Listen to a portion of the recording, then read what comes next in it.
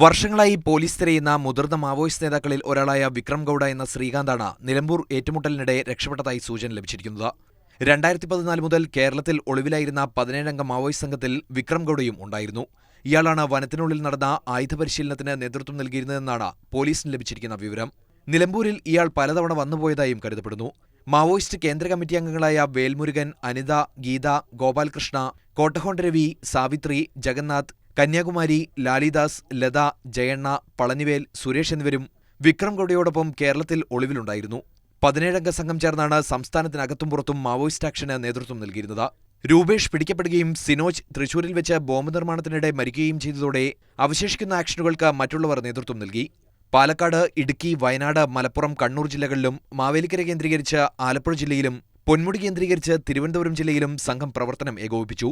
ഈ സാഹചര്യത്തിൽ സംസ്ഥാനത്തെ മറ്റ് വനമേഖലകളിലേക്ക് വിക്രം ഗൌഡയും സംഘവും രക്ഷപ്പെട്ടു കാണുമെന്നാണ് പോലീസ് സംശയിക്കുന്നത്.